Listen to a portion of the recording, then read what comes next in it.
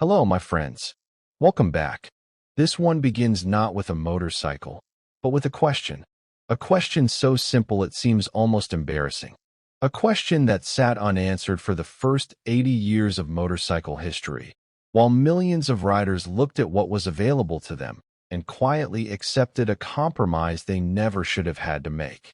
And when one small team in Munich finally answered it, not officially, not with company approval, almost in secret, they didn't just build a better motorcycle. They built an entirely new world. And somewhere in this story is a number that stopped me cold when I first found it. One number, one milestone. That tells you exactly how completely that answer took over. Hold that thought. We'll get to it. Picture a rider in Germany, late 1970s. He wants to ride across Europe, then across Africa, then past wherever the road runs out, and something rougher begins. He walks into a showroom and faces a choice that should not have to exist. He can buy a highway tourer, comfortable, stable, built for long distances, but utterly helpless the moment the tarmac disappears. Soft suspension bottoming out on gravel. Road tires spinning uselessly in mud. Nowhere to go the moment the road stops being a road. Or he can buy an off-road machine, capable on dirt and dust and rock, but punishing on a motorway, exhausting over hundreds of miles of highway, with nowhere to put luggage and no protection from the wind. A machine built for 10 kilometers of trail, not 10,000 kilometers of continent. Two motorcycles. Two compromises. No answer to the actual question. The question was this: why can one bike do one thing, and another bike do the other, but no bike can do both? In a small engineering department in Munich, somebody heard that question, and what they built in response did not just answer it. It changed the entire motorcycle world and kept changing it for the next 40 years. But here's what almost nobody knows about how this started. The engineers who built the first answer to that question didn't have permission to build it. It wasn't a company project. It wasn't a strategic initiative. It was something else entirely, and the fact that it survived long enough to reach production is almost as remarkable as the machine itself. The story begins not in a boardroom, almost in secret. In the late 1970s, a group of BMW engineers, including a man named Laszlo Perez, who would later be called the father of what they were building, began developing something their own company had not officially commissioned. A prototype. A machine that could be road registered but was capable enough to enter endurance events, to handle terrain that would stop a normal motorcycle cold. At BMW, a designer named Hans Muth was shaping what the machine would look and feel like. What they imagined had long travel suspension, a 21-inch front wheel, and a shaft drive that eliminated the chain entirely. One fewer thing to maintain when you were 1,000 miles from the nearest workshop. At its heart, BMW's flat twin boxer engine, air-cooled, horizontally opposed, a design the company had trusted for decades, now asked to carry a completely new idea, and what they called it mattered enormously. G/S, Gelände und die Straße, off-road and road. The name itself was the answer to the question. In the autumn of 1980, they took it to the Cologne Motorcycle Show. BMW had made a quiet internal projection for what it might sell. By the end of the following year, that projection was in pieces, because what actually happened was something nobody at the company had prepared for. The BMW R80 GS appeared at Cologne unlike anything the industry had produced at that size. Not a dirt bike, not a tourer, something in between, and in almost every practical way, something better than either. BMW expected modest sales. Careful, measured success. A niche machine for a niche rider. What happened instead was this. By the end of 1981, more than 6,600 units had been sold, nearly double what the company had projected. The R80 GS alone accounted for almost 20% of BMW's entire motorcycle sales that year, from a single model that barely anyone had anticipated. But the sales numbers alone do not tell the real story of what happened next. Because in 1981, someone entered the R80 GS into a race. And what that race did to the motorcycle and to the entire world of motorcycling, is something no marketing department could have planned, paid for, or manufactured.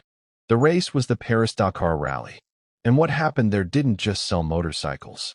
It created an emotion, a specific, powerful feeling that an entire generation of riders had never felt before.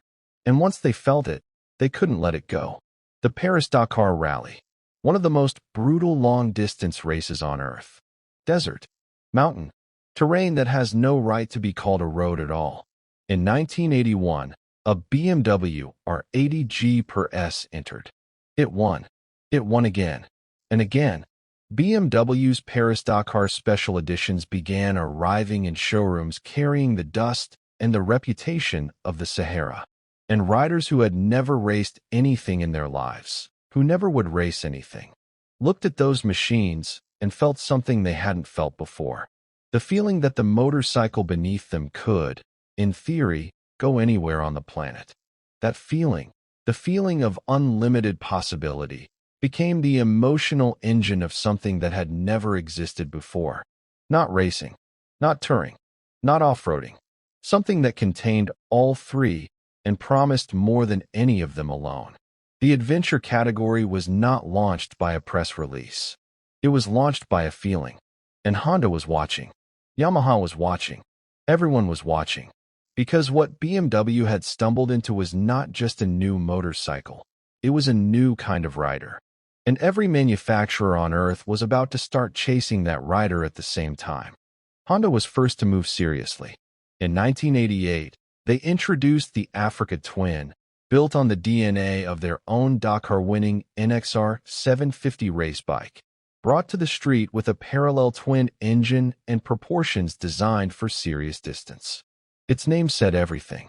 Not a track bike, not a city bike, a continent. Yamaha had already been moving in this direction. Their Tenere line, named after the Tenere Desert region of the Sahara, carried the same rally raid spirit into production machines that ordinary riders could buy, load with luggage, and point toward the horizon. By the 1990s, what had begun as one unofficial BMW prototype had become a genuine global market segment. KTM brought aggression and Austrian precision. Ducati brought electronics and sport touring ambition. Each brand brought its own answer to the same original question, and the market absorbed every single one of them. But nothing, no Dakar win, no factory launch, no magazine cover, did what two men with cameras did in 2004. Two men who weren't motorcycle journalists, weren't racers, weren't engineers. What they did reached people who had never even thought about motorcycles before. And it changed the sales numbers of every adventure bike on the planet almost overnight. In 2004, Ewan McGregor and Charlie Boorman loaded their BMW GS motorcycles and rode 19,000 miles across Europe, Asia, and North America. They filmed every hour of it. The resulting television series, Long Way Round, reached an audience that no motorcycle brand had ever reached before. People who had never sat on a motorcycle watched it and felt the pull of the road, of distance, of the particular freedom that comes from moving through the world under your own power, carrying everything you need, stopping when you choose, going where the map ends.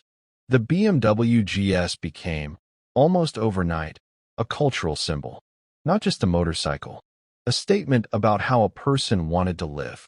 Adventure bike sales across every brand accelerated. Showrooms that had seen modest GS traffic were suddenly overwhelmed. Riders who had spent years on sport bikes or cruisers walked in asking about luggage systems and tire choices for gravel roads. The question the R80 GS had answered in 1980 was now being asked by more people than ever before in the history of motorcycling. And then the weight of that success began to show itself. Because as the category grew, something else grew with it. Something that started to push the adventure motorcycle away from the very riders it was originally built for. And by 2025, that tension had reached a breaking point. As each generation of flagship adventure bikes grew more capable, they also grew heavier, more complex, and more expensive. A current BMW R1300 GS adventure carries radar technology borrowed from the automotive world, semi-active suspension, and adaptive riding modes. Its price tag reflects every one of those decisions. Ducati's Multistrada V4 Rally approaches $30,000. These are extraordinary machines. They are also machines that a significant portion of the riding public cannot lift off their side stand without difficulty, let alone ride comfortably on the rough terrain their name implies. KTM, one of the segment's most aggressive builders, faced serious financial turbulence in 2025, with production halted more than once as the company worked through supply chain and liquidity problems. Even the brands that had built this category from nothing were discovering the limits of the market they'd created. Recalls arrived too. BMW, Honda, KTM, Ducati, every major manufacturer issued safety notices on adventure models. Fork seals, brake lines, fuel systems, engine components. The machines had grown sophisticated enough that their failure points had grown sophisticated too. The adventure motorcycle had set out to remove limits. It had ended up creating new ones. And then, the answer came from somewhere nobody expected. Not Germany, not Japan, not Austria. From a country that the original engineers in Munich had almost certainly never imagined when they were building their unofficial prototype in the late 1970s. The original question, why can't one bike do both, had never stopped being asked. It was just being asked now by a different rider, in a different part of the world, at a completely different price point. In 2016, Royal Enfield introduced the Himalayan. Not a flagship, not a technology showcase. A simple, light, genuinely affordable machine built for roads that hadn't been finished and journeys that hadn't been planned. At roughly $6,000, it brought the adventure category to riders in India, in Southeast Asia, in parts of the world where $30,000 for a motorcycle was not a consideration but a fantasy. The category had started in Germany with an expensive, unofficial engineering project. 40 years later, it had reached riders the original engineers had never imagined, asking the same original question and getting the same fundamental answer. You do not have to choose. Build the machine that does both. And now, that number I mentioned at the very beginning, the one that stopped me. Here it is.